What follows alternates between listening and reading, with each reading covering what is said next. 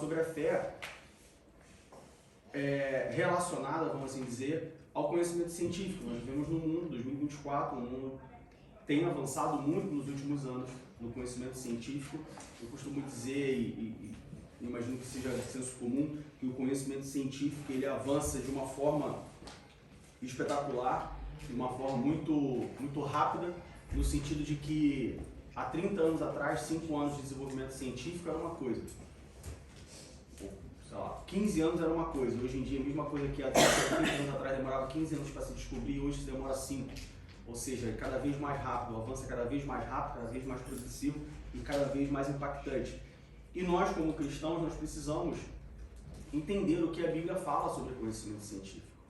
Muitos cristãos, a gente vai falar mais sobre isso no dia de hoje, muitos cristãos entendem que o crente ele não pode se interessar por ciência, ou que a ciência e a fé, a ciência e a Bíblia, elas são inimigas, elas se anulam, ou de alguma forma elas não interagem entre si, o que é uma visão errada. A Bíblia nos mostra exatamente o contrário. A ciência e a Bíblia elas estão alinhadas em muitas coisas, em outras não, e aí é sobre isso que a gente vai discutir hoje.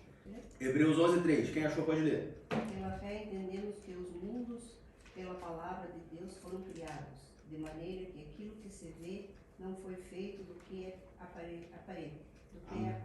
Amém. Agora vamos para Isaías 44, 24 e 25. Assim diz o Senhor, teu Redentor, o que te formou desde o ventre.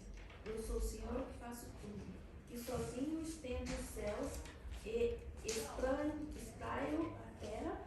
a terra por mim mesmo. O 25 também. Que desfaço os sinais dos inventores de mentira, enlouqueço os adivinhos, que faço tornar atrás os sábios e converto em loucura os conhecimentos deles. Amém. Agora Romanos capítulo 11, do 33 ao 35. Qual a profundidade das riquezas, tanto da sabedoria como da ciência de Deus? Quão insondáveis são os seus juízos e quão inescrutáveis os seus caminhos? Porque quem compreendeu o intento do Senhor? Ou quem foi seu conselheiro? Ou quem lhe deu primeiro a ele para que lhe seja recompensado? Amém. Então nós vemos que a Bíblia ela fala sobre ciência. O problema, como eu disse, muitos cristãos entendem que o avanço da ciência, o avanço do conhecimento, o avanço da tecnologia afeta a fé cristã. Muitos crentes entendem que o avanço da ciência é nada mais nada menos do que uma arma, uma cilada, uma ferramenta de Satanás para destruir a fé cristã. Errado. A Bíblia não fala sobre isso. A Bíblia não é de maneira nenhuma contra a ciência, ou ela não é de maneira nenhuma contra o cristão buscar a ciência. Eu já ouvi crentes falando que é pecado um crente ser cientista, que é pecado um crente trabalhar com ciência, com pesquisa científica. A Bíblia não fala nada disso, meu irmão. Assim como a Bíblia não fala nada, não fala que é errado um cristão ter riqueza. O que a Bíblia fala sobre a vida cristã, sobre um crente, sobre um cristão e sobre a riqueza? Ela fala que é errado um crente ser rico? Não. Ela fala que é errado o crente, o cristão, colocar a riqueza acima de Deus. Isso é errado. É você buscar o acúmulo de riqueza excessivo. E a mesma coisa a Bíblia fala sobre a ciência. Não é errado o cristão buscar a ciência. Não é errado o cristão gostar de ciência. Não é errado o cristão trabalhar com ciência. Não é errado o cristão se interessar por ciência. Errado é o cristão colocar a ciência na frente da Bíblia. Quando nós lemos lá em Hebreus capítulo 11, versículo 3, o escritor dos Hebreus diz assim: pela fé entendemos que o mundo, pela palavra de Deus, foram criados, de maneira que aquilo que se vê não foi feito do que é aparente. Errado é quando o crente coloca a ciência na frente da palavra de Deus. Errado é quando o crente tenta buscar na ciência um entendimento para as coisas descritas na palavra de Deus. Lá em Isaías, diz assim, no capítulo 44, no versículo 25 que nós lemos, diz assim: que desfaço os sinais dos inventores de mentiras e enlouqueço os adivinhos, que façam tornar atrás os sábios e transtornam a ciência deles. E aí Paulo complementa em Romanos capítulo 11 dizendo: ó profundidade das riquezas, tanto da sabedoria como da ciência de Deus. Sabedoria e ciência são coisas diferentes. Uma coisa é ser sábio, para poder ter conhecimento. Quão insondáveis são os seus juízos e quão inescrutáveis os seus caminhos. Porque quem compreendeu o intento do Senhor ou quem foi seu conselheiro? Quem lhe deu primeiro a ele para que ele seja recompensado?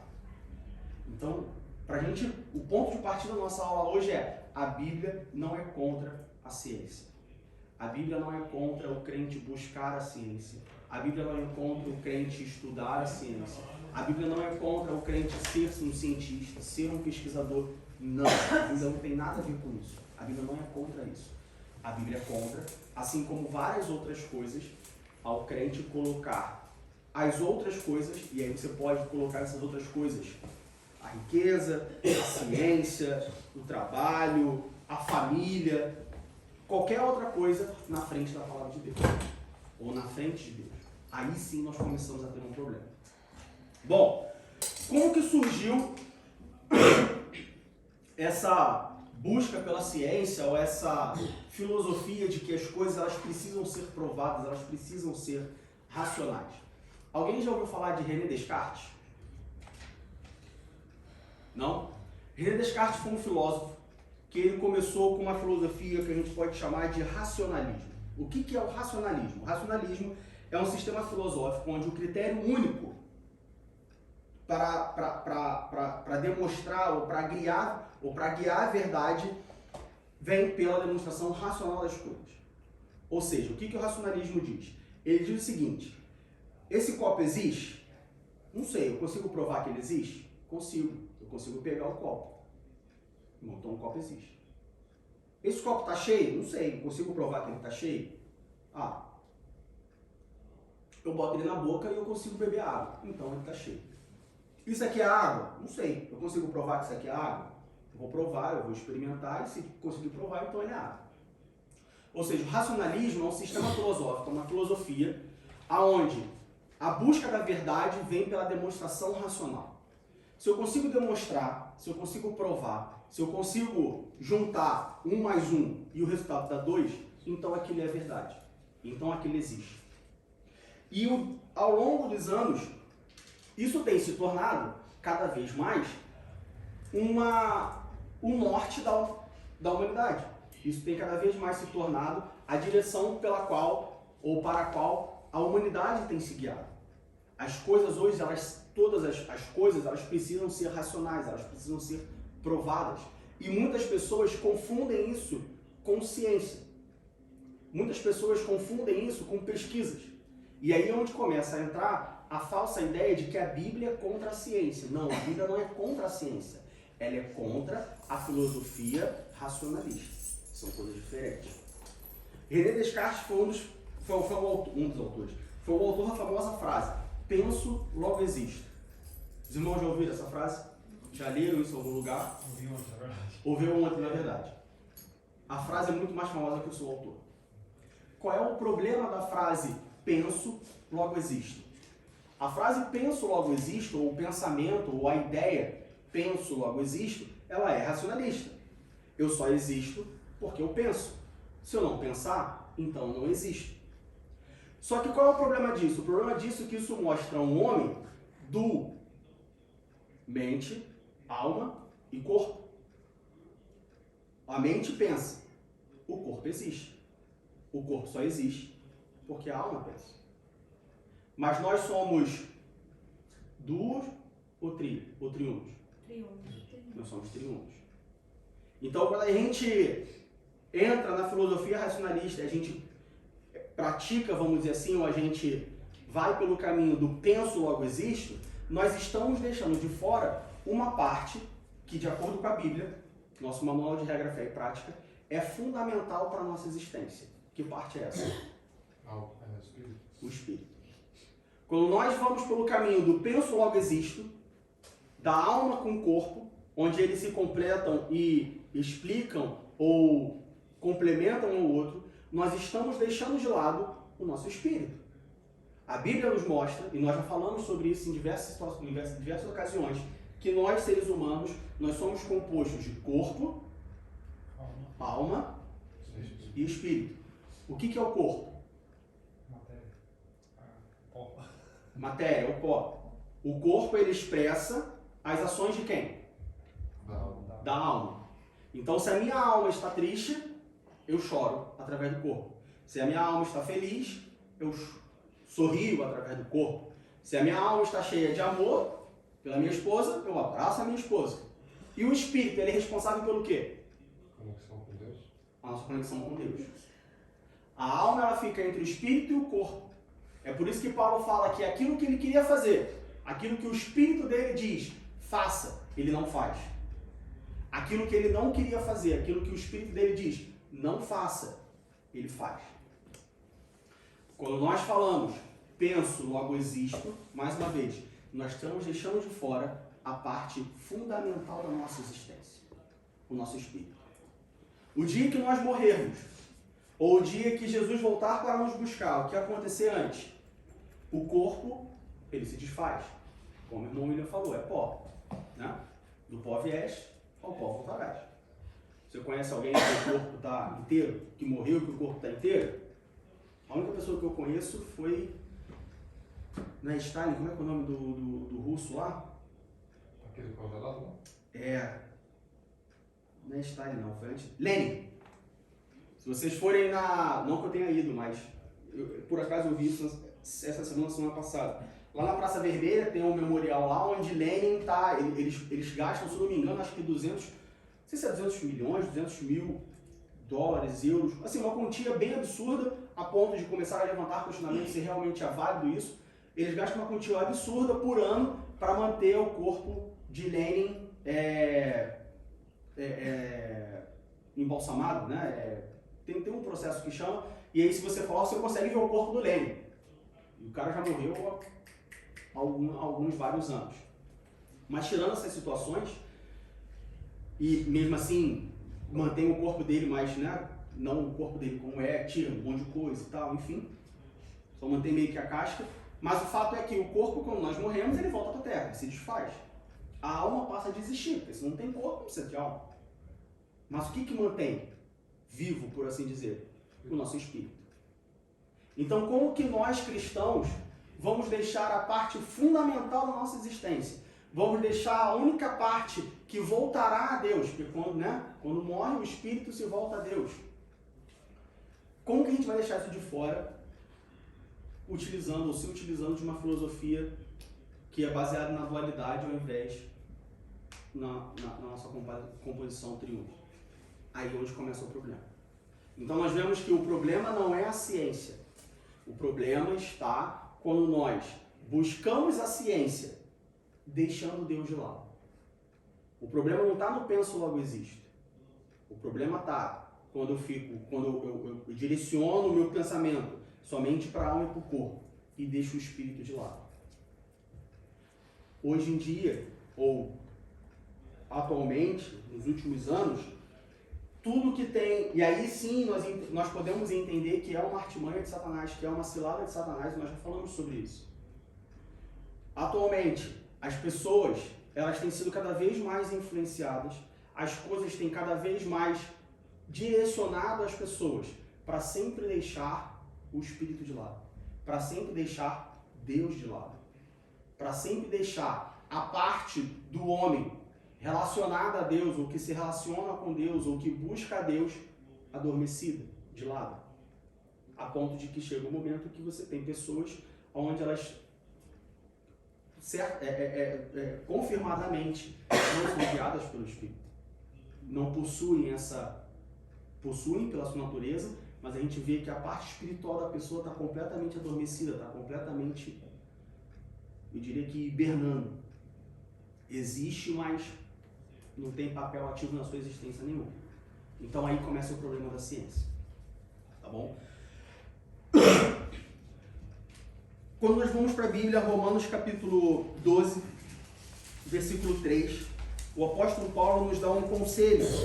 Que você pode falar assim, tá, Diego, eu entendi então que a Bíblia não é contra a ciência. Mas por que eu estou há 90 anos na igreja, há 90 anos que eu escuto de que nós temos que tomar cuidado com a ciência, que nós não podemos buscar a ciência. Por que nós temos pessoas, inclusive no meio cristão, que eram pessoas maravilhosas, que eram assim, servos de Deus, que eram pessoas muito conceituadas, e que em algum momento elas se perderam, em algum momento elas se desviaram, e é culpado a ciência por causa disso. Romanos capítulo 12, versículo 3, nos mostra isso. Romanos capítulo 12, versículo 3, o apóstolo Paulo diz assim: porque pela graça que me é dada, digo a cada um dentre vós, que não saiba mais do que convém saber, mas que saiba com temperança, conforme a medida da fé que Deus repartiu a cada um. Esse versículo aqui é ouro, meu irmão.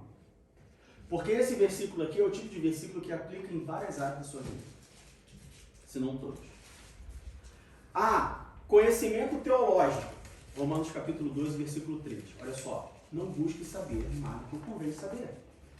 Você não precisa saber a Bíblia inteira de cor e salteado. Você não precisa ser um especialista. Eu conheci uma pessoa uma vez que falou: o meu objetivo de vida é ser especialista em Novo Testamento. Tá, mas por que você quer ser especialista em Novo Testamento? Não, o meu objetivo é eu poder saber todos os pormenores da vida do profeta Isaías. Mas o que acontece? Por que o profeta Isaías?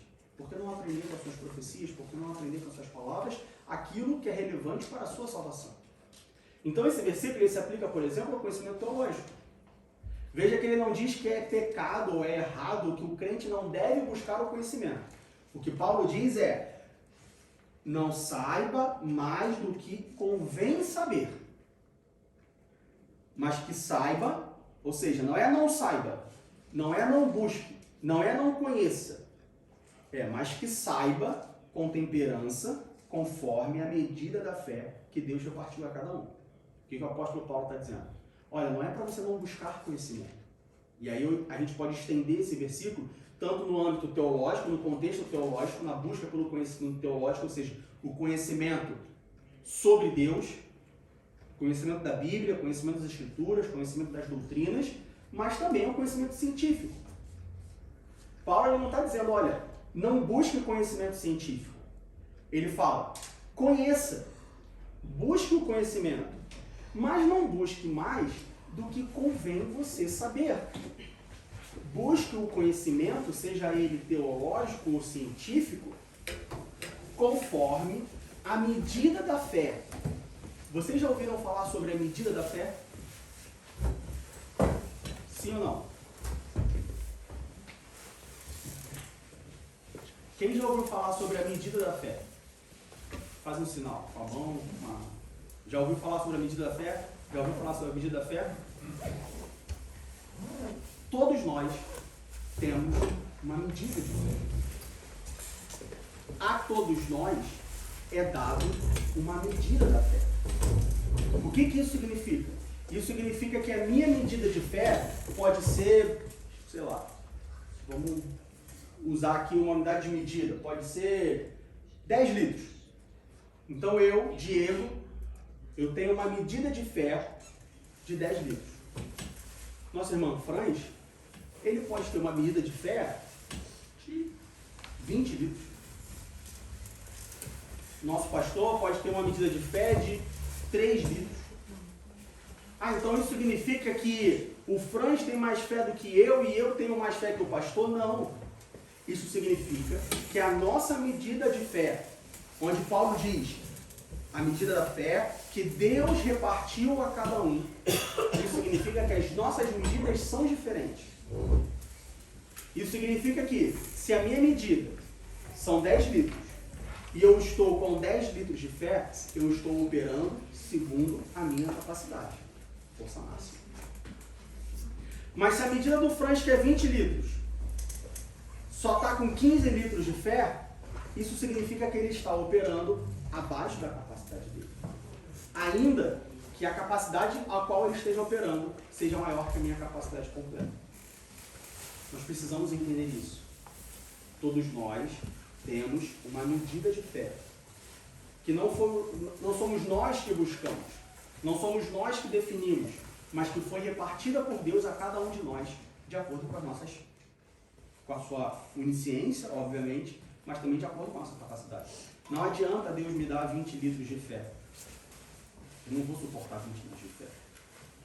Porque a capacidade que foi repartida para mim foram 10 litros. O que nós devemos buscar não é a quantidade de fé, mas sim operar na porcentagem, trabalhar com porcentagem, trabalhar com 100% de fé. Se o 100% é 1, 2, 3, 4, 5, 10, 20 mil, não interessa. O que interessa é operar em 100% da capacidade. Voltando a Romanos capítulo 12, versículo 3, o apóstolo Paulo diz, olha só, não busquem conhecimento mais do que vocês precisam saber, mas busquem o conhecimento mediante a fé que Deus repartiu a cada um de vós. Busque o conhecimento com temperança, mas que saiba com temperança. O que é temperança? É tempero. O que é tempero? Equilíbrio. Então a gente vê que a Bíblia ela não é contra a ciência, mas a Bíblia diz, não busque ciência demais. Não busque conhecimento demais. Ou não busque conhecimento acima da sua medida. Outro ponto que muitos crentes erram. Muitos cristãos acham, leem esse versículo e entendem que, bom, então eu não posso buscar demais. Eu não posso buscar de menos, eu não posso buscar demais. Bom, então eu já faço um seminário teológico, então eu vou para a escola dominical. Não, eu já vou para a escola dominical, então não vou no curso de doutrina, porque senão estou buscando conhecimento demais. Não, olha só, eu já faço seminário teológico, eu já vou para a escola dominical, eu já vou para o curso de doutrina. Não, então não vou estudar em casa, porque senão estou buscando demais. Não, não é isso que a Bíblia diz. Não é isso que a Bíblia diz. O que a Bíblia diz é não busque conhecimento além das suas capacidades. Não busque conhecimento além da medida que Deus repartiu para você. Como que eu sei o limite do conhecimento, então? Aí você conversa com Deus e se autoconhece, se autodescobre. Aí você conversa com Deus e fala assim, Deus, está de mais ou está de menos? Deus, essa faculdade aqui eu posso fazer ou não? Pode, meu filho, vai lá e faz a faculdade. Tá, Deus, eu quero fazer uma pós-graduação, eu posso ou não posso? Não, vai, meu filho, pode fazer. Deus, eu quero fazer um mestrado agora. Então, só, o mestrado, você deixa quieto. Faz outra faculdade, você quer continuar estudando? Eu entendo, eu te formei, eu te criei, eu sei que você gosta de estudar. Mas o mestrado, deixa o mestrado parado e faz outra faculdade. Explora o outro lado, faz um outro curso. Você vai continuar estudando, você vai continuar satisfazendo esse desejo, essa característica sua de sempre buscar conhecimento, mas não um conhecimento profundo, mas um conhecimento mais lateral. Direção de Deus. Só que nós, como seres humanos, nós, na nossa natureza pecaminosa, vamos assim dizer, ao invés de a gente buscar direcionamento de Deus, a gente decide se arriscar sozinho. E isso acontece desde o Éden. Imagina se quando a serpente chegou para Eva e falou para Eva assim, mas por que você não pode comer? É porque ele não quer que você seja como ele. Quando a serpente começou a enganar Eva, imagina se ela falasse assim, entendi, tá bom. Aí fosse lá para Deus, Deus conversava com ele. Deus estava no meio deles todos os dias. Não é que Eva precisasse marcar uma reunião com Deus, ou precisasse esperar o dia que Deus fosse. Não, a Bíblia diz que a presença, a companhia era constante, a companhia era diária. Então ela ia chegar e falar assim, Deus, olha só, eu encontrei com a serpente, e a serpente falou isso, isso e isso. É isso mesmo? É por isso que o Senhor não quer que eu coma a fruta? Eu fiquei em dúvida. Pode tirar essa dúvida? Mas não, Eva acreditou. E nós constantemente cometemos o mesmo erro de Eva. Qual erro? De comer o fruto? Não, de ficar com a dúvida. E aonde tem dúvida, tem margem para o pecado. Todo o nosso pecado começa com uma dúvida. Nós não podemos ficar com dúvidas. Todo tipo de dúvida. Está com dúvida? Tira a dúvida. Está com dúvida? Sana a dúvida. Ah, mas eu orei a Deus pedindo para tirar a minha dúvida e Deus não me respondeu. Continua orando. Ah, mas eu estou orando e Ele continua não me respondendo. Continua orando. Não existe um prazo de resposta. Existe a garantia da resposta, mas não um prazo de resposta. Então, Romanos capítulo 12, versículo 3, Paulo fala, olha, Busque conhecimento, mas não busque mais do que convém você saber. Busque de acordo com a medida da sua fé, que foi repartida com Deus. É importante nós sempre lembrarmos que, enquanto todos nós temos uma medida, essa medida foi dada por Deus. Porque senão a gente vai comparar as medidas. E as medidas não têm comparação. Tá bom? E aí, Tiago, capítulo 1, versículo 6, ainda sobre a busca sobre a dúvida, sobre o conhecimento, Tiago, capítulo 1, versículo 6, fala assim: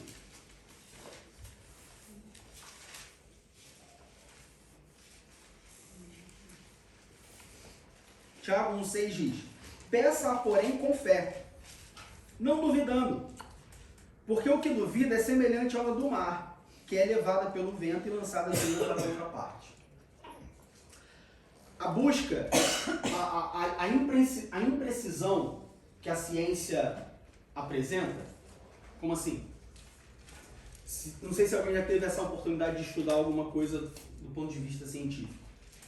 Mas quando você começa quando você estuda os métodos científicos, ou quando você começa a estudar cientificamente, a querer provar as coisas cientificamente, a pesquisar cientificamente, vocês vão ver que você busca um resultado. Aí esse resultado ele te apresenta outros resultados. Aí você vai escolher um caminho, outras possibilidades.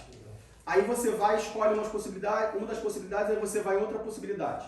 Aí essa outra possibilidade ela vai te apresentar outras mais duas possibilidades. E aí o número eu estou assim, né? Física teórica. E aí você vai buscando, e quanto mais você vai buscando, mais vai aparecendo. Ou seja, a nossa ideia, o nosso pensamento, né, do homem comum, do homem ou da mulher comum, é que você tem uma dúvida, você busca conhecimento, e esse conhecimento sana a sua busca. Mas na física teórica, no método científico, você vê que, na maioria das vezes, quando você tem uma dúvida e você busca conhecimento, você sai com mais dúvida do que conhecimento. Porque aquele conhecimento que você buscou, ele vai te gerar mais dúvidas. E aí você busca e gera mais dúvidas, e gera mais dúvidas, e gera mais dúvidas, e gera mais dúvidas. E o que Tiago fala sobre as dúvidas? Que elas são como as ondas do mar. Que o vento te joga de um lado para o outro. Não é firme. Não é constante. Aí começa o problema do cristão se envolver com a ciência. É quando as dúvidas que ele encontra começa a jogar ele para um lado e para o outro.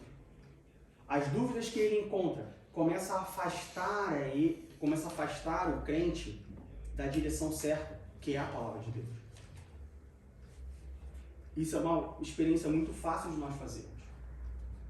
Você vai, por exemplo, aqui a gente tem bastante lago, vai para um lago, faz um barquinho de papel, vai para um lago, num dia que tem um vento, coloca esse barquinho na água.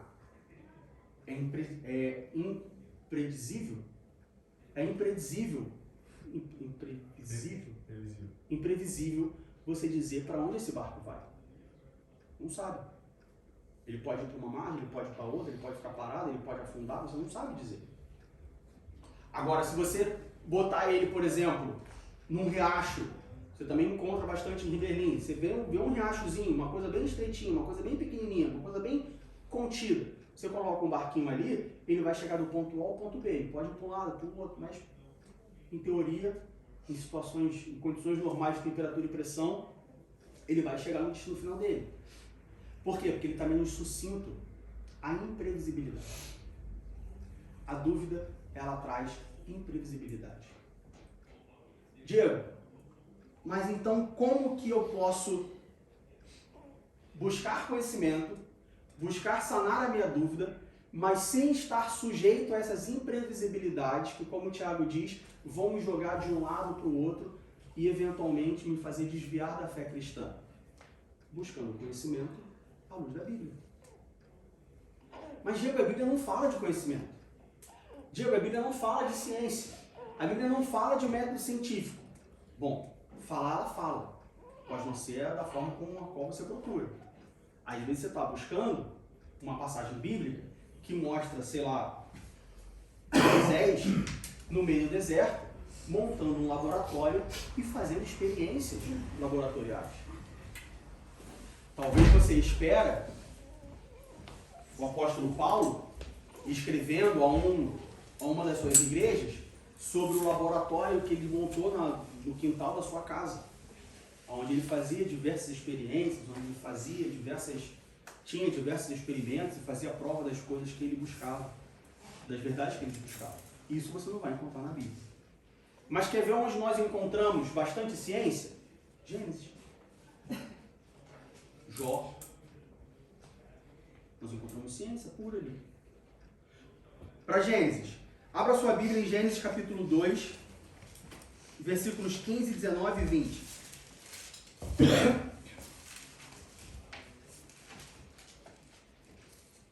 Gênesis capítulo 2, versículos 15, 19 e 20.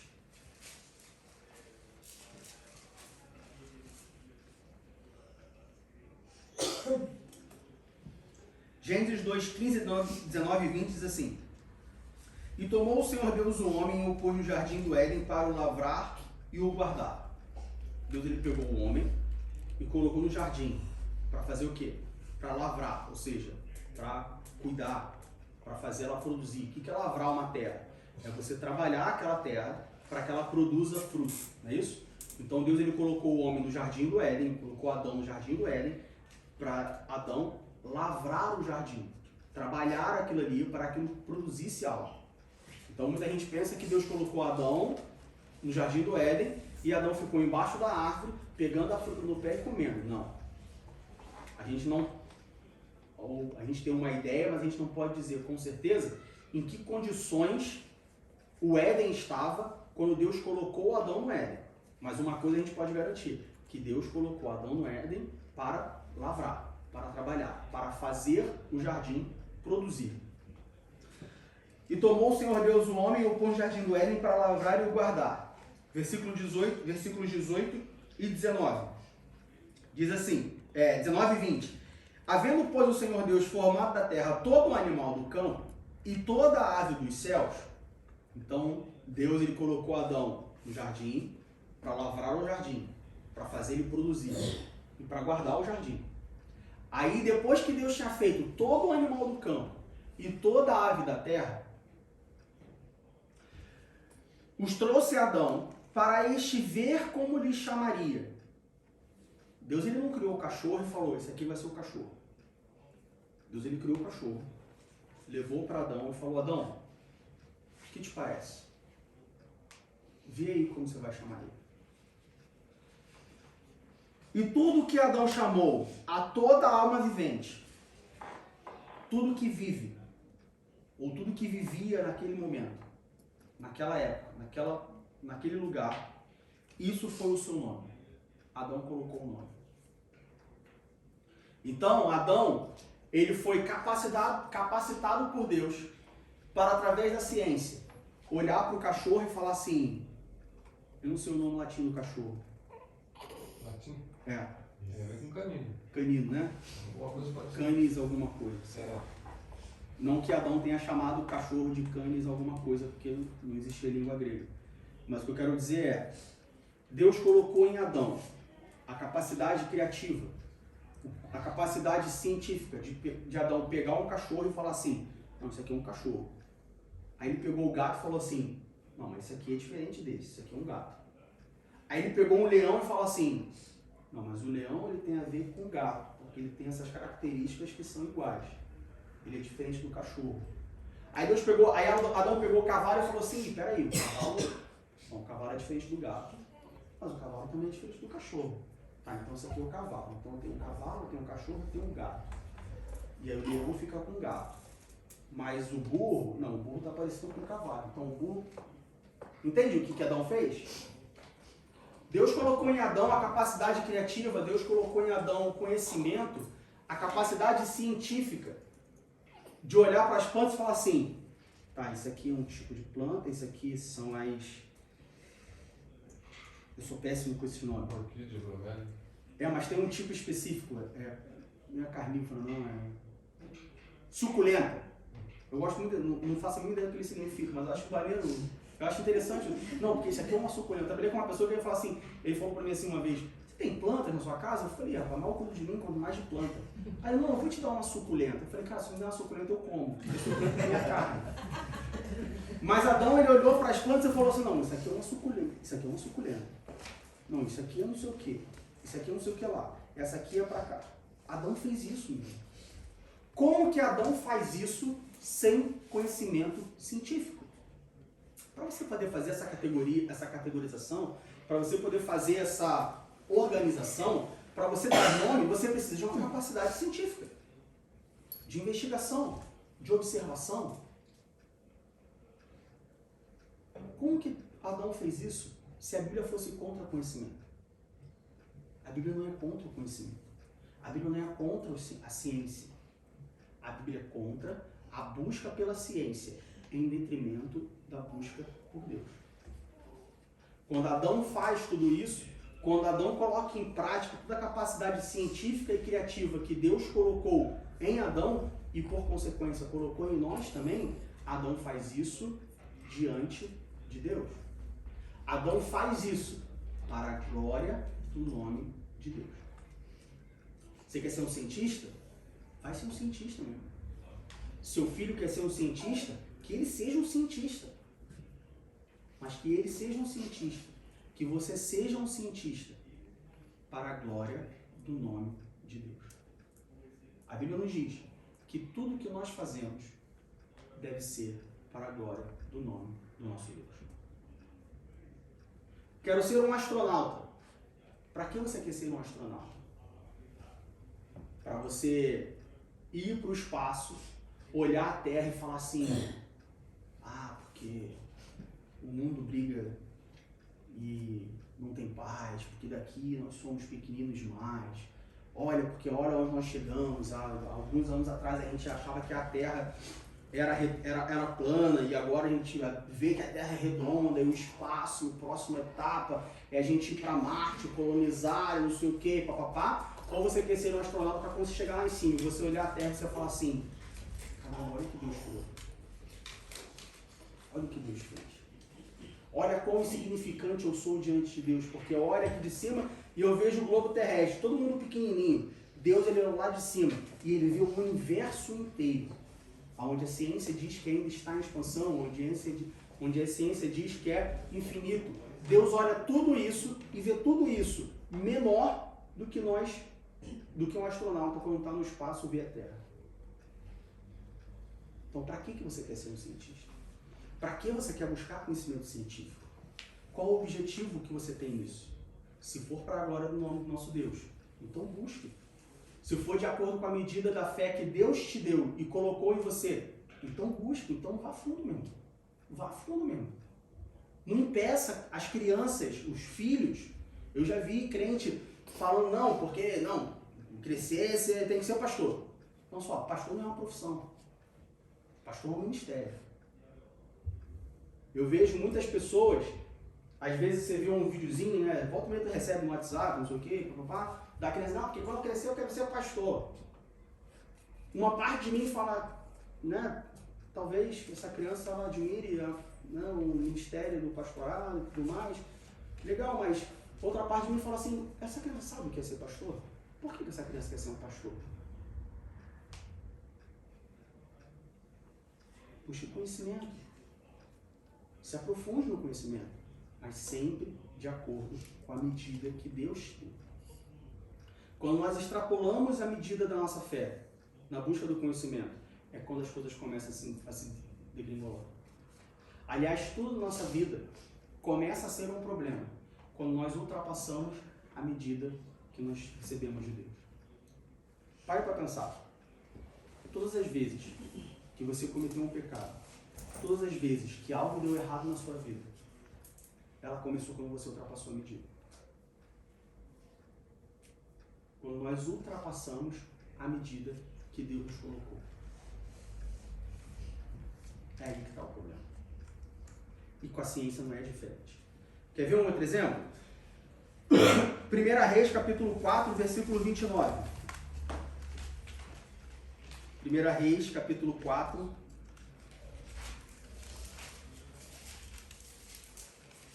versículo 29.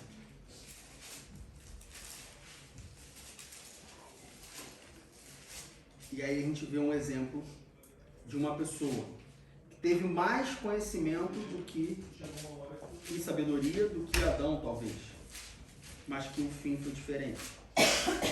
1 Reis, capítulo 4, do 29 ao 34, que diz assim: E deu Deus a Salomão sabedoria e muitíssimo entendimento. Salomão não foi só um homem sábio. Salomão tinha sabedoria e conhecimento, ele tinha os dois.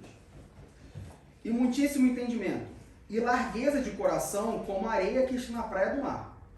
E era a sabedoria de Salomão maior do que a sabedoria de todos os do Oriente e do que toda a sabedoria dos egípcios. Vamos lá para o Egito e vamos ver, né, até hoje como que foram construídas as pirâmides. Eu tenho documentários e mais documentários, pesquisa e mais pesquisa de como foram construídas as pirâmides. Toda a obra que existe no Egito é reconhecidamente, os egípcios são reconhecidamente assim, arquitetos, foram arquitetos e engenheiros fenomenais. A Bíblia diz que a sabedoria de Salomão era maior que toda a sabedoria dos egípcios.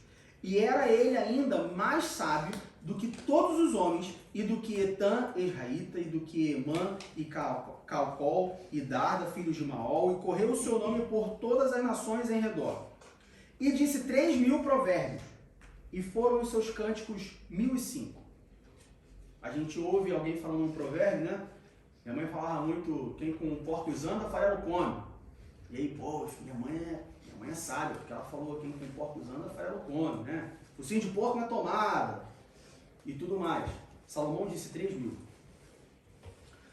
Também falou das árvores, desde o cedro que está no Líbano, até ao isopo que nasce na parede.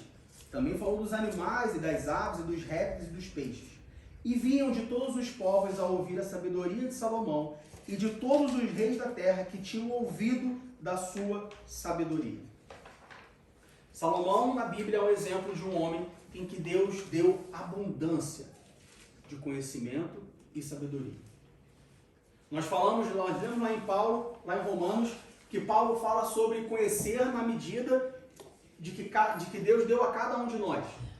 A gente pode dizer que essa medida, Deus deu para Salomão a medida máxima existente possível. Salomão foi o homem mais sábio que já viveu e que, teoricamente, vamos assim dizer, possivelmente, se não comprovadamente, existirá. Não vai existir outro homem mais sábio que Salomão. Diego, por que você está garantindo isso? Porque vamos dizer assim, a capacidade do homem, ela tem decaído a cada dia que passa. Por causa de quê? Por causa do pecado. Mas isso é uma outra história. Não existiu nenhum homem mais sábio que Salomão. Qual foi o fim de Salomão? O que aconteceu com Salomão? Apostatou da fé. Por que ele apostatou da fé? Mateus, capítulo 22, versículo 37.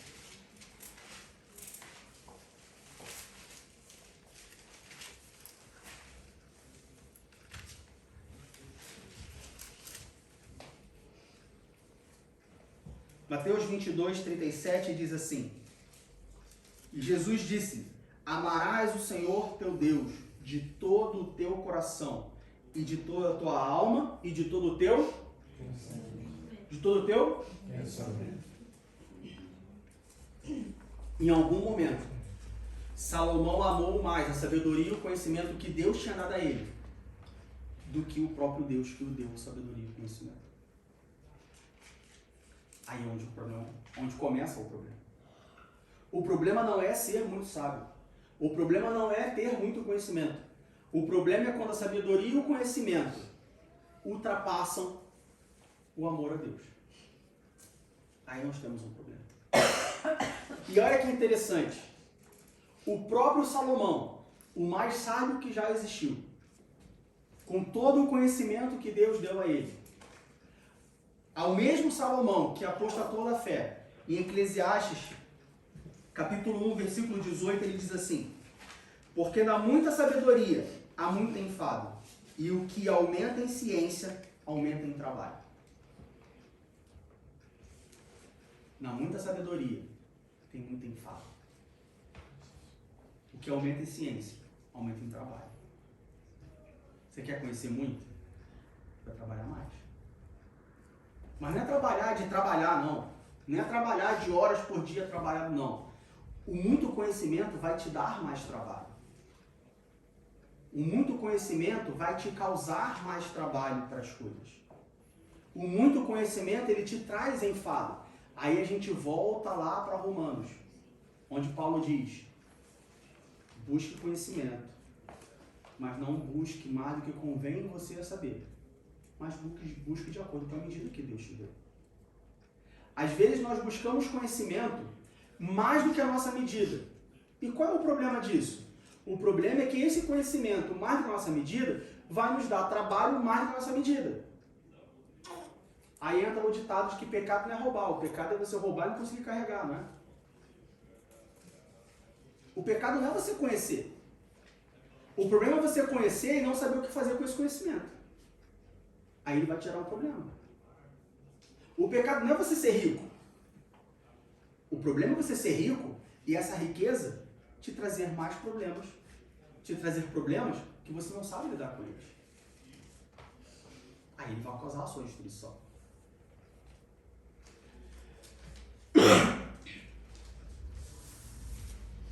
O problema não é nós buscarmos conhecimento. O problema é nós buscarmos conhecimento e aí, como a gente já falou, na busca do conhecimento surgem mais dúvidas. E nas dúvidas surgem mais dúvidas. E nas dúvidas surgem mais dúvidas. E quanto mais dúvidas surgem, nós esquecemos da nossa verdade, que é a palavra de Deus. Nós esquecemos da verdade, que é Jesus Cristo. O que Jesus Cristo falou sobre a verdade? Conhecereis a verdade vos libertará. E quem era a verdade? Eu sou o caminho, a verdade e a vida. Eu sou o caminho, a verdade e a vida. Mas na busca pelo conhecimento, dúvidas surgem. E isso é científico. E isso é bom no meio científico. Quanto mais dúvidas, mais busca existe para sanar aquelas dúvidas. E eventualmente você consegue, talvez não eliminar, mas consegue, né, resolver aquela questão de alguma forma. Só que nas dúvidas, quanto mais você se aprofunda nas dúvidas, mais longe você está da verdade. O problema não é o conhecimento científico. O problema é o conhecimento científico em detrimento da verdade. O problema é o conhecimento científico me afastar da verdade. O problema é o conhecimento científico eu deixar o conhecimento científico negar a minha verdade. Nós temos uma verdade. Nós lemos lá em Hebreus, em Isaías, capítulo 44, onde Deus diz: eu sou o Senhor que faço todas as coisas, que estendo os céus e espraio a terra por mim mesmo. Aí você crê na Bíblia? Creio na Bíblia. Você crê que a Bíblia é a palavra de Deus? Eu creio que a Bíblia é a palavra de Deus. Há 2 domingos atrás nós falamos sobre fé para crer que a Bíblia é a palavra de Deus. E eu imagino que todos aqui saíram crentes no sentido de crendo de que a Bíblia é a palavra de Deus. Aí a palavra de Deus, na palavra de Deus, o próprio Deus diz: eu sou o Deus que faço todas as coisas. Aí o crente vai, começa a buscar o conhecimento da verdade, porque ele quer saber de onde veio as coisas. Mas por que você quer saber de onde veio as coisas, se o Deus que você serve falou que ele fez todas as coisas? Não, mas eu quero saber de onde veio. Eu quero saber para onde vai.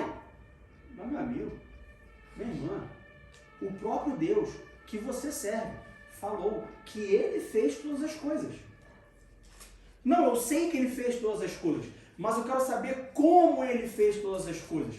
Mas o como não importa, o que importa é que ele fez. Não, o como importa. Meu irmão, se o como importasse, estava na Bíblia. Se não está na Bíblia, é porque não importa. Se você tiver a busca desenfreada do como, isso vai gerar dúvidas. E essas dúvidas vão te fazer te afastar da verdade.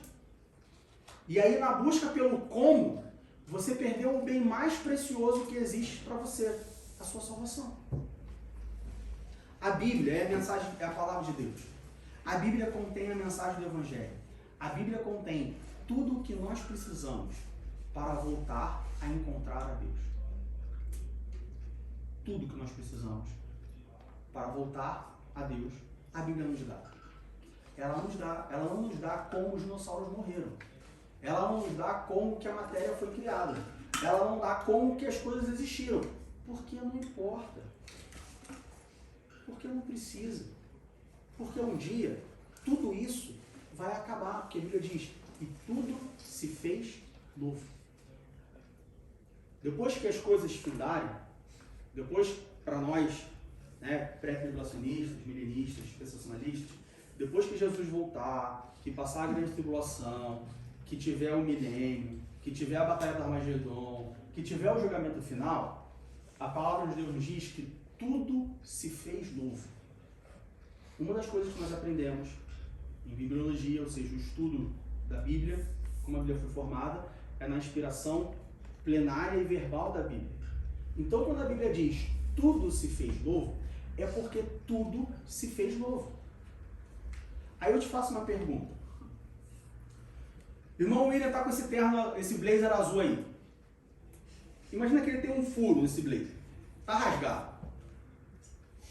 Aí o irmão chega e fala assim, ih, meu blazer está rasgado, rapaz. Caramba, não vi dentro de como botei e tal. Aí o irmão fala assim, meu irmão, toma aqui 500 euros. Amanhã tu vai lá e compra um blazer para você. Amanhã, segunda-feira, o irmão vai procurar uma costureira para consertar o buraco do blazer? Sim ou não? Não?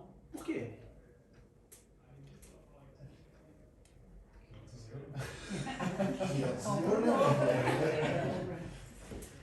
Eu compro um novo. Ah, mas eu vou ter 2 blazers se eu consertar um. 500 euros eu compro 5, sei lá, compro pelo menos uns 5. Se não for muito exigente, em marca, não sei o quê, diria que pelo menos uns 5. Se procurar direitinho, se esperar a promoção, uns 10. Para que eu vou consertar um que está rasgado? Joga ele fora e compra outro. Para que você quer entender como as coisas foram criadas? Se essas coisas que foram criadas vão ser jogadas fora, vão ser destruídas. E tudo vai se fazer de novo. Está perdendo teu tempo. Está se preocupando com uma coisa que não vai te agregar nada. Porque imagina que você passa a sua vida inteira. Você viveu 90 anos da sua vida e no dia da sua morte você conseguiu finalmente entender como as coisas foram criadas. Você entendeu, falou, puxa, agora eu entendi como as coisas foram criadas. Deu o último suspiro e morreu. Você passou 90 anos da sua vida buscando conhecimento de como as coisas foram criadas. E aqui estou dando só um exemplo. Você pode colocar aqui qualquer outra dúvida que você tenha cientificamente. Aí você descobriu e morreu. Aí você morre. Nós queremos que quando nós morremos, hoje, nós vamos para um lugar específico, separado por Deus, para no dia da volta de Cristo, Ele nos buscar. Certo? Aí quando Ele nos buscar, quando Ele vier para buscar a sua igreja, nós encontraremos com Ele nos ares, e aí participaremos das bodas do Cordeiro. Certo? Um mundo, uma outra dimensão, por assim dizer. E aí você tem as bodas do Cordeiro. No final das bodas do Cordeiro, é quando terá nós vamos descer com Deus, com Jesus Cristo, para reinar em Israel no milênio. E aí a gente já viu vários trimestres atrás, que o reino milenar de Israel vai ser um reino diferente. Não vai ser, ainda vai ser mais ou menos o que nós temos hoje, mas já é diferente. Mas tudo bem, você vai aplicar o seu conhecimento durante 1000 anos. Você vai poder chegar lá, imagina, e aí eu estou parafraseando, estou falando que vai ser assim, mas você vai poder lá colocar uma banquinha em Israel, em Jerusalém, e escrever assim, eu sei como o mundo foi formado, tá curioso? Me pergunte. E aí você passa 1000 anos sentado na banquinha explicando para as pessoas como que as coisas foram criadas. Legal, bacana, você usufruiu esse conhecimento durante 1000 anos. Depois de 1000 anos, tudo vai ser feito novamente. E todo o seu conhecimento foi por lixo. Todo o seu conhecimento... Mas durante quanto tempo que o seu conhecimento não vai valer mais? a eternidade. Muito mais do que 1000 anos.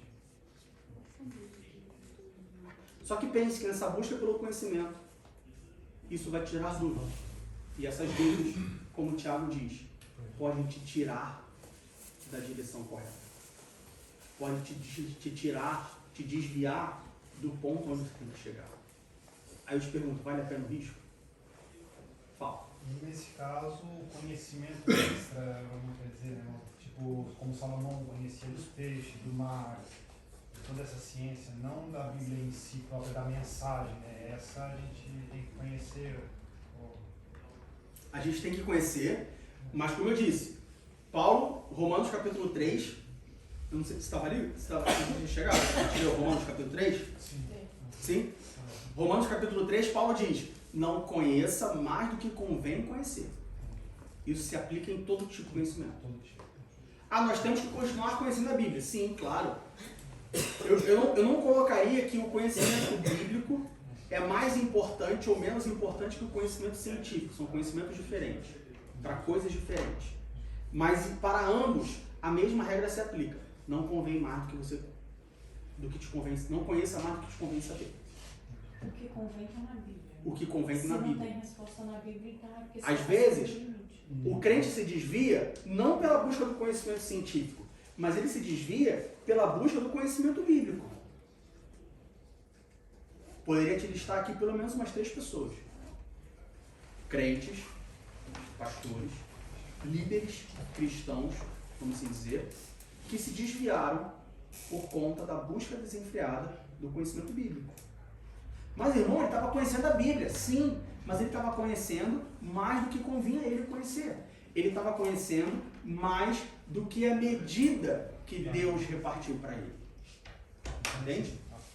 Só que Deus ele é tão maravilhoso que todos nós temos a medida para buscar o conhecimento daquilo que nós precisamos conhecer, que é a salvação. Então ninguém pode falar assim, eu não conheço, eu me desviei, ou eu não fui salvo porque eu não consegui conhecer sobre a salvação. Isso você não pode falar. Porque em todas as medidas que Deus repartiu a cada um de nós, estão incluídas o conhecimento, vamos dizer assim, requerido para a nossa salvação. Isso você pode conhecer. Fala.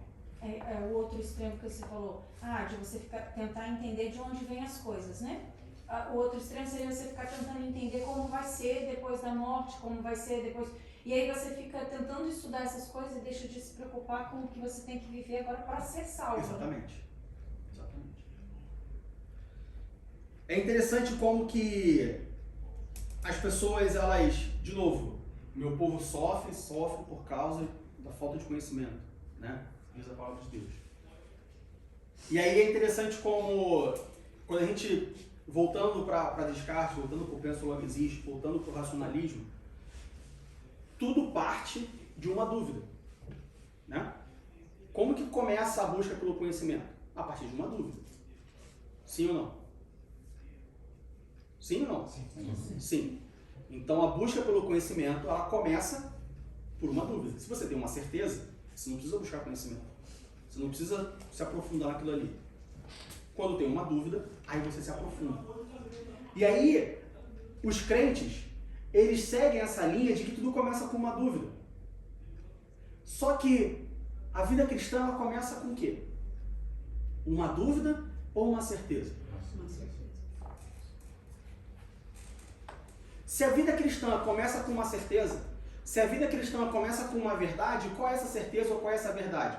Que existe um Deus Todo-Poderoso, Criador dos céus e da terra, que um dia entregou o seu único filho para se sacrificar por mim e por você, para ter nossos perdões perdoados, nossos pecados perdoados, para que um dia nós pudéssemos voltar a encontrar com Ele e com Ele viver eternamente. Isso é uma certeza, não é? Isso é uma verdade, não é? Então, por que o crente ele deixa a verdade para perseguir uma dúvida? Para se aprofundar numa dúvida. É o tipo de coisa que, humanamente falando, vamos assim dizer, já deveria ser descartado de cara. Já deveria ser sabe? Mas por que eu vou perder meu tempo com isso? Não sei. É igual eu chegar aqui para alguém de vocês e falar assim, meu irmão, quanto tu ganha? Ah, eu ganho, sei lá, 5 mil euros por mês. Tem uma proposta de emprego para você ganhar 800 euros e trabalhar o dobro. A pessoa fala assim, como assim? Eu te falei que eu ganho 5 mil. Você está me oferecendo uma proposta de emprego para ganhar 800 e trabalhar o dobro? Por que você acha que eu vou aceitar essa proposta? A busca desenfreada pelo conhecimento, a busca desenfreada pela ciência por parte de um cristão, deveria ser assim. Vem cá, vamos formar um grupo para estudar como que as coisas foram criadas. Mas por que eu vou perder minha vida buscando como que as coisas foram criadas se a Bíblia diz que Deus criou todas as coisas? Ou a Bíblia diz, não, se o próprio Deus diz na Bíblia que foi Ele quem criou todas as coisas, por quê? Não, legal, eu gosto de ciência, mas a gente não pode buscar resposta para outra coisa? Por que eu vou passar a minha vida inteira pesquisando, buscando se existe vida em outro planeta, se existe vida no espaço, se a Bíblia diz que eu sou, se existe algum outro ser mais evoluído, ETs, se a Bíblia diz que eu sou a coroa da criação de Deus? Não existe nada melhor do que eu. Não eu, Diego, mas não existe no universo nada melhor, mais completo do que o homem. Porque a Bíblia diz, o próprio Deus diz, muito bom. O próprio Deus diz que nós somos a coroa da sua criação. Então por que eu vou passar tanto tempo da minha vida buscando isso? Mas aí o crente vai e fala assim, não, é verdade. Vou buscar na ciência a comprovação de que Deus está certo. Não, meu irmão. Você vai buscar na Bíblia. Você não precisa buscar na Bíblia, porque a Bíblia já diz, a Bíblia está certa. Você não precisa da ciência provar a Bíblia. Porque a Bíblia não se prova. Por que a Bíblia não se prova? Porque ela é. E coisas que são, não se provam. Você não consegue provar a existência de Deus. Porque Deus é. Ele é. Você não precisa provar. Quero provar que esse lugar existe. Não, ele existe. Não, eu tenho que provar que ele existe, mas você não precisa provar, ele existe, está aqui agora. Não, mas eu preciso provar que ele... Não, só, você não precisa provar que ele existe, ele está aqui. Está aqui, ó. Você não precisa provar que ele existe, ele está aqui. Mas o crente, ele se desvia e ele quer provar que a Bíblia está certa, ele quer provar que as pessoas, elas querem provar que a Bíblia está certa, elas querem provar que Deus existe, elas querem provar. Não tem que provar. Ele existe, ponto. Se você não sente, se você não experimenta, se você não conhece, aí é um problema seu. Aí é um problema seu que você tem que resolver. Mas não buscar provar. Não buscar provar as coisas.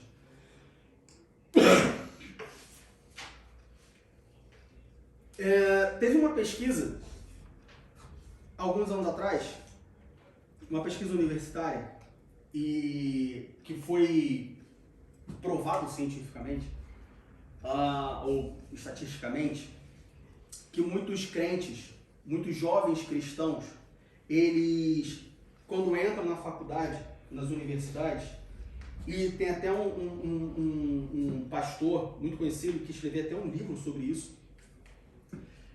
muitos jovens, eles se desviam da fé cristã quando entram na universidade. E o que foi provado, ou a conclusão que se chegou nesse estudo, nessa pesquisa, é que esses jovens, eles se desviam porque eles não têm uma cosmovisão cristã formada. Diego, o que é uma cosmovisão? Eu anotei aqui, eu formei aqui. Cosmovisão é o conjunto de verdades com as quais estamos comprometidos. A cosmovisão cristã é o conjunto de informações, é o conjunto de verdades, é o conjunto de instruções com a qual você está comprometido na sua vida cristã. E esse conjunto de verdades, esse conjunto de ideias, de verdades, de teorias, vamos assim dizer, não teorias, porque teoria já seria outra coisa, mas esse conjunto de ideias, de verdades, eles vão ser utilizados durante a sua vida cristã para você se adequar, interpretar ou julgar alguma coisa. Então, o que é a cosmovisão cristã? Bom, na minha cosmovisão cristã, eu formei a ideia de que parede amarela é pecado. E eu vou usar isso para me adequar, interpretar ou julgar. Ou seja, comprei uma casa, parede amarela é pecado. Então eu vou pintar uma parede amarela. Para adequar. Para interpretar, entrei no lugar, parede está branca. Tá, então parede branca é neutro, não sei o que, parede amarela não, já é uma coisa ruim. Se eu vi algum tom de amarelo na parede, é uma coisa ruim. Para julgar, entrei na igreja, igreja parede amarela não. Já não volto aqui semana que vem. Porque na minha cosmovisão, parede amarela é errado. Por que muitos jovens se desviam quando entram na universidade? Porque eles não têm uma cosmovisão formada. O conjunto de ideias, de verdades que eles formaram, ou que eles possuem, não está fixado na sua mente. Eles não acreditam naquilo, eles não realmente formaram aquela ideia, aquele pensamento. Mas o que aconteceu foi entregue para esse jovem uma cosmovisão, um conjunto de ideias, um conjunto de verdades, e ele pegou aquilo ali, aquele pacotinho, e falou, bom, tem esse pacotinho aqui. Só que quando chega na universidade, é apresentado para ele um outro conjunto de ideias, um outro conjunto de verdades, que ele fala assim, opa, peraí, eu tenho aqui esse conjunto que meu pai me deu. Mas eu estou aprendendo um outro conjunto muito maior, que fala que esse aqui não está certo. E aí é onde começa o desvio. Diego, por que você está falando isso? Isso é uma pesquisa de jovens. Mas somos todos jovens. Matusalém viveu há quantos anos? Né? Uma questão de perspectiva, não é isso? Matusalém viveu quase 1000 anos. Eu estou com 37. Sou mais jovem que o Leonardo aí. Né? Então serve para todos nós. Qual o problema do cristão? O problema do cristão é que ele não forma a sua cosmovisão. O problema do cristão é que ele não forma o seu pensamento. O problema do cristão hoje é que ele não forma o conjunto de verdades que vai permitir que ele se adeque, interprete e julgue as coisas ao redor da sua vida. A gente vem falando aqui há bastante tempo. A Bíblia não é um livro de pode ou não pode. Você não tem que ler a Bíblia buscando isso é pecado, isso não é pecado. Isso eu posso, isso não posso. Você precisa formar a sua cosmovisão bíblica. Senão, você se desvia.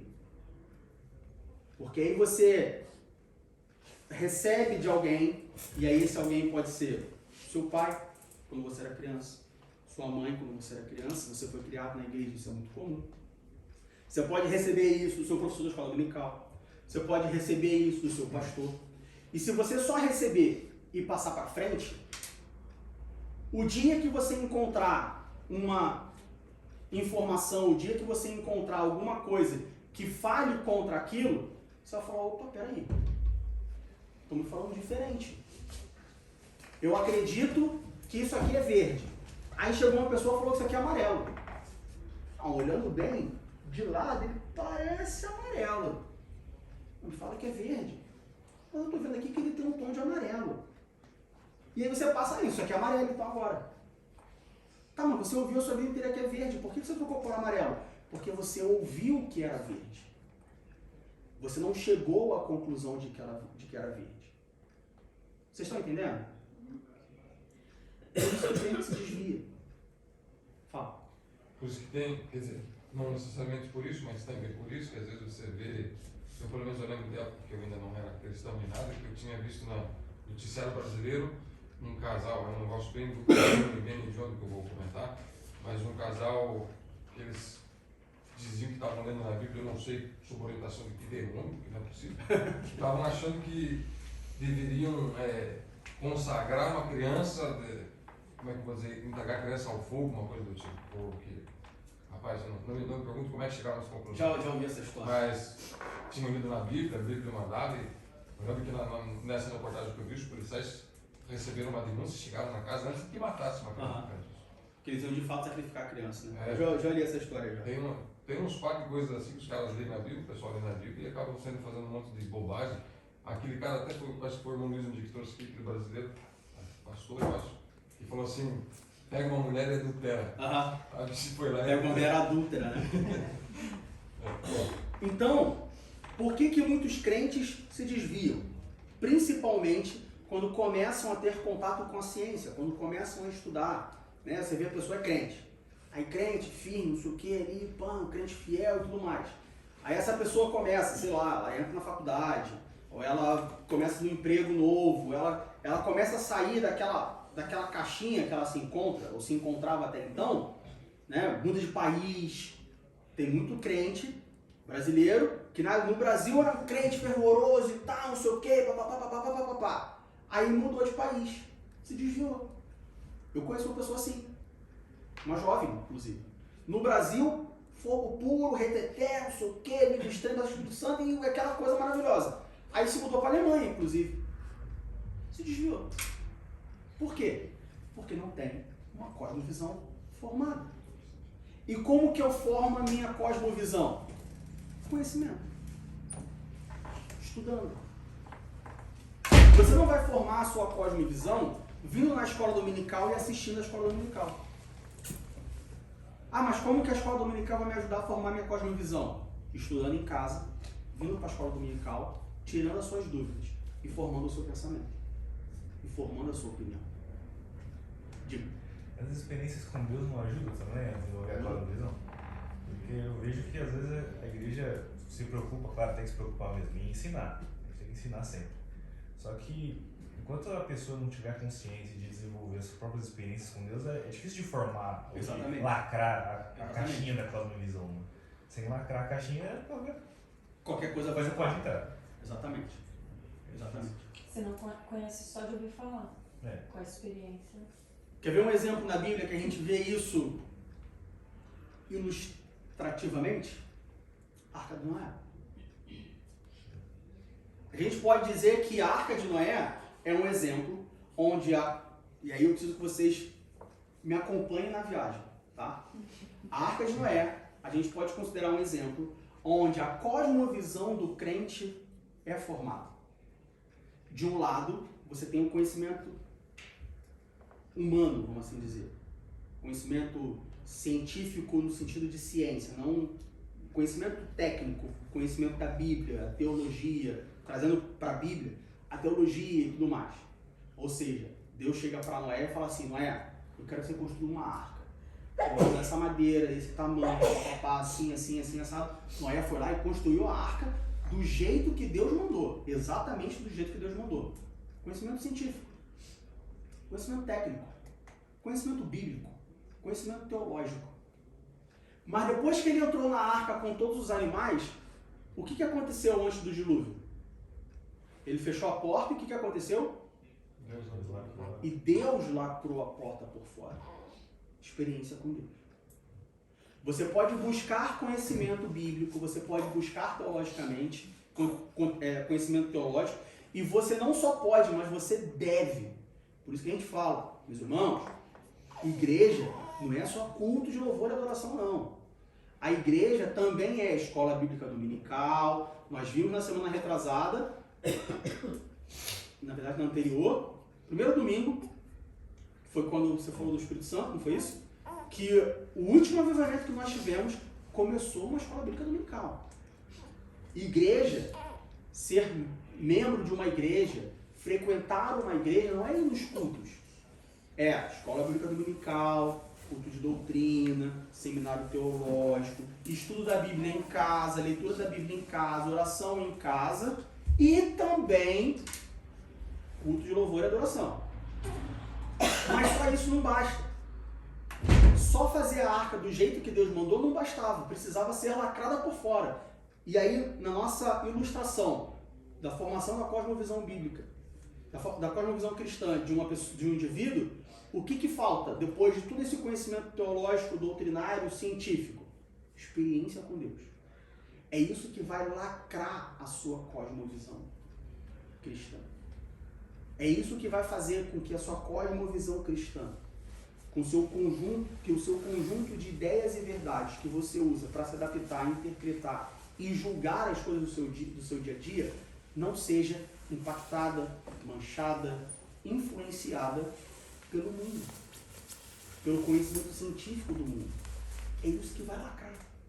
Se não tiver experiência com Deus, você vai ter um conjunto de verdades solidificado, formado. Você tem a Arca de Noé feita do jeito que Deus mandou, mas eu tenho certeza que no primeiro pingo de chuva ia ter uma goteira. No primeiro, subiu um pouquinho o nível do mar, já ia ter vazamento e a arca ia naufragar. Se Deus não tivesse lacrado a porta, ia ter nada. Ia dar ruim. Mas foi Deus quem mandou. Mas ia dar ruim, meu irmão. Porque foi humano.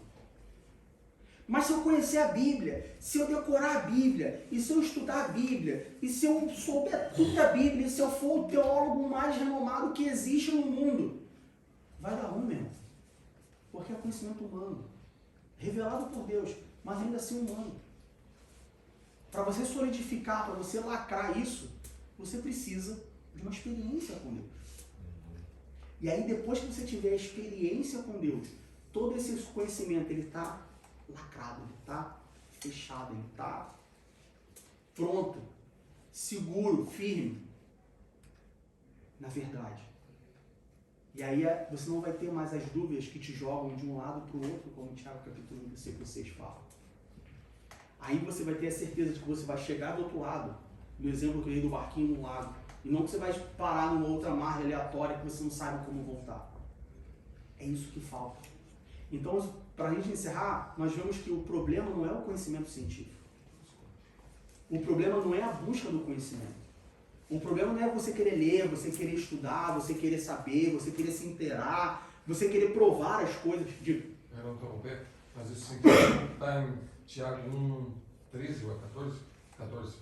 Mas cada um é tentado quando atraído e enganado pela sua própria consciência. Exatamente. O problema não está em você buscar isso. O problema é você buscar isso sem estar certo daquilo que você crê. Aí você tem um problema. Então, recapitulando. Em primeiro lugar, a Bíblia não é contra a ciência. Cristianismo, fé cristã e ciência não são inimigas. Pelo contrário, eles se completam. Porque quando você vai lá para Jó, né, que Jó chega para Deus no final e fala assim, Deus, eu quero falar contigo. Quero falar com o Senhor. Aí faz um monte de pergunta para Jó. Aí eu gosto muito dessa passagem. Aí Deus fala assim para Jó, você perguntou, agora quem vai te perguntar sou eu. Aí Deus fala para Jó assim, cinja os teus lombos, que eu vou te perguntar. E aí Deus começa, quando você estava, quando eu fiz isso, quando você estava, quando não sei o quê, quando você tem um conhecimento científico, e aí você olha para a Bíblia e vê a ciência revelada ali, você fala assim, caramba, olha só, Deus é maravilhoso mesmo. Deus é o único Deus mesmo. Eu estou servindo ao Deus certo. O conhecimento científico é para isso. Junto com a Bíblia ele se completa. O problema é quando eu busco o conhecimento científico sem ter a minha cosmovisão formada. O que é a cosmovisão? De novo, sem eu ter o conjunto de ideias e verdades que vai me permitir se adequar, interpretar e julgar todas as áreas da minha vida. Se eu não tiver isso formado, aí eu me desvio. E como que eu tenho isso formado? Conhecimento bíblico, mas principalmente experiência bíblica. Experiência com Deus. As duas não são substitutas uma das outras. Você precisa das duas, na medida certa. Se Noé tivesse feito a arca, mas não tivesse feito a arca do jeito que Deus tinha mandado, ia dar ruim também. Mas não bastava ter feito como Deus mandou. Precisava que Deus selasse ela por fora. Não ter conhecimento bíblico e ter só experiências com Deus adianta? Adianta. Só que aí você vai encontrar, você vai pregar o evangelho com uma pessoa, Aí a pessoa fala assim, mas por que Deus existe? Você fala assim, não, meu irmão, Deus existe porque Ele falou pra mim. Tá, mas e aí? Aí fica aquela conversa vazia. Aí fica aquela conversa onde o crente, normalmente, ele é tido como extremista. Ele é tido como louco, como lunático.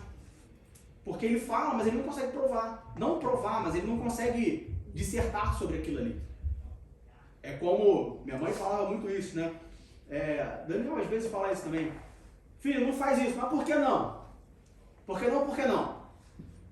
Eu faço isso muito com o Daniel e reconheço que é errado. Não é por que não, por que não. É por quê. Explica o porquê. Se a pessoa vai acreditar ou não, é outra história, mas você consegue explicar o porquê. Então, os dois lados têm que estar balanceados. O conhecimento científico, o conhecimento teológico, o conhecimento bíblico. Busque o conhecimento. Seja ele bíblico ou científico, né? De maneira geral. Mas busque o conhecimento, principalmente o bíblico. Só não busque mais do que convém você saber. Você tem uma medida.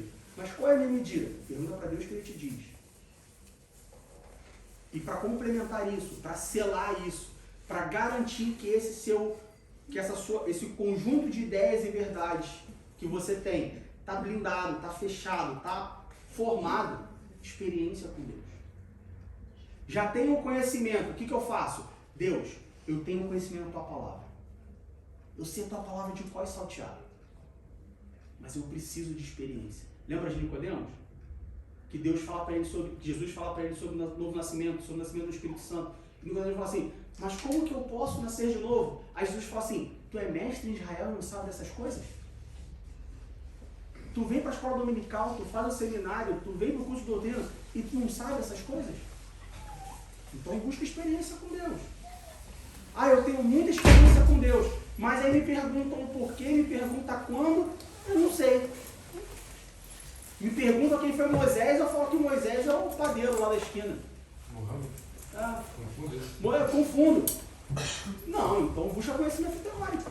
Então busca conhecimento técnico. Então busca conhecimento doutrinário. Busca conhecimento bíblico. Conhecimento teológico. E aí você vai conseguir, com os dois balanceados, de acordo com a sua medida, que não foi você que chegou, foi Deus quem te deu, Tiago capítulo 1, versículo 6. Você vai conseguir fechar todo esse conjunto de ideias e verdades. E pode ter certeza que isso vai contribuir para que você esteja blindado, para que você esteja seguro da sua fé e você permaneça firme no caminho, na verdade, que é o nosso Senhor Jesus Cristo. Amém?